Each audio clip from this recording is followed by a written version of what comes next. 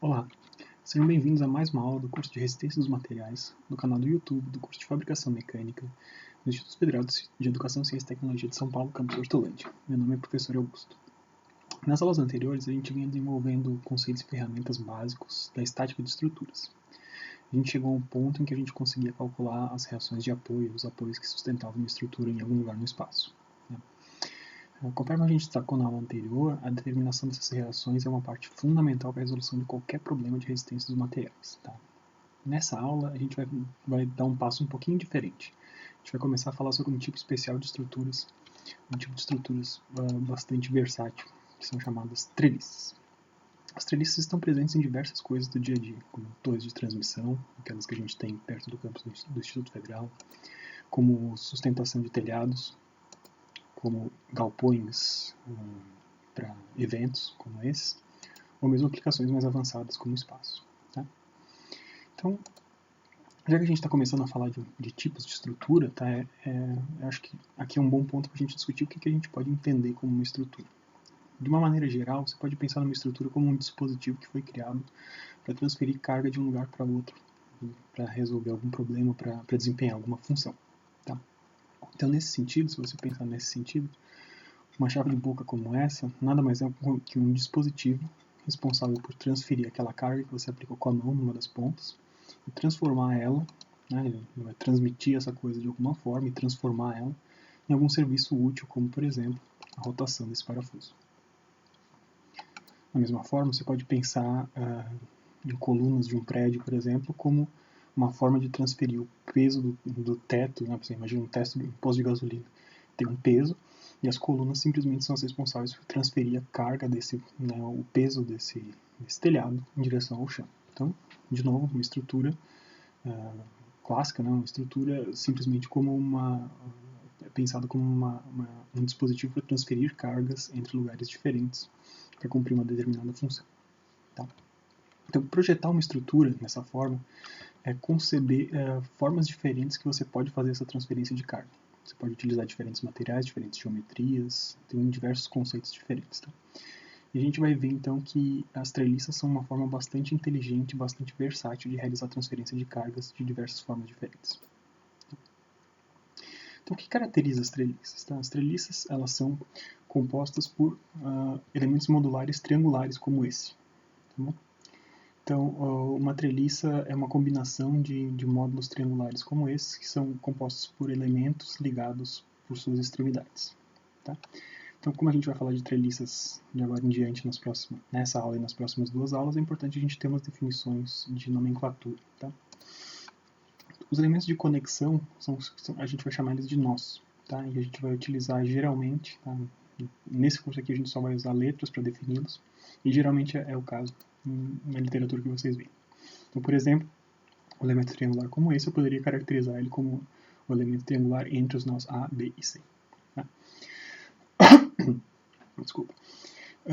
O que conecta esses nós, a gente vai chamar de elementos ou barras. Tá? Vou preferir chamar de elementos. Tá? E esses pares a gente vai denotar pelos pares de letras de nós que estão conectados por eles. Então, o elemento que conecta o ponto A ao ponto B, o nó A ao nó B, vai ser chamado de elemento AB, BC e AC, dessa forma.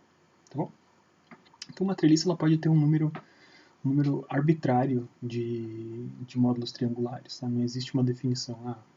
Quantos módulos triangulares eu preciso para se chamar de treliça? A partir do momento que eu tenho um módulo triangular como esse, eu já computo como uma treliça.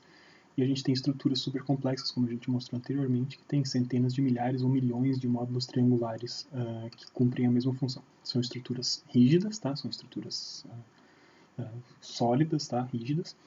Imagina se a gente tivesse 4 barrinhas articuladas assim, não seria uma estrutura rígida, porque ela teria a possibilidade de girar, né, dessa forma. A partir do momento que a gente faz uma estrutura triangular como essa, a gente fica com um módulo rígido. Então, variando os formatos e tamanhos desses triângulos, eu consigo formar uma infinidade de formatos diferentes de estruturas. Tá? Então, o comportamento das treliças, ele é definido basicamente por duas características principais. A gente está falando aqui de treliças simples e, como tudo o resto nesse curso, né, a gente está falando de treliças planas, treliças que vivem nesse plano da sua folha, no plano da sua tela, no plano XY. Tá? Então, uma treliça simples, ela é caracterizada por ter pinos nos nós. Então, os nós, na emenda de dois elementos, a gente está caracterizando um pino que está fazendo essa conexão entre esses caras. Tá? Então, ou seja, um pino é uma articulação. Se vocês se lembrarem lá daqueles pinos que a gente recém viu ali nas aulas de tipos de apoio, né, você lembra que os pinos eles não oferecem resistência nenhuma a movimentos de rotação. Tá? Então, alguma coisa que está conectada para o pino, ela pode girar livremente ao redor desse pino e esse pino não consegue transmitir nenhuma resistência a esses movimentos de rotação. Tá? Então, mantenha isso na cabeça. Além disso, por uma treliça simples, a gente só permite que as cargas sejam aplicadas diretamente nos nós. Então eu tenho um elemento ali, eu não posso aplicar uma carga no meio do elemento, a carga sempre vai estar aplicada no nó. Tá? Então isso que caracteriza as treliças simples, e da combinação dessas duas coisas, fica muito claro para a gente ver as consequências. Tá? Então, como os nós são pinos, são articulações, eles não são capazes de transmitir momentos aos elementos. Certo? E como a carga está sendo aplicada diretamente no nó, não tem nada que possa gerar momento com relação a um momento para ser distribuído ao longo de um elemento como esse.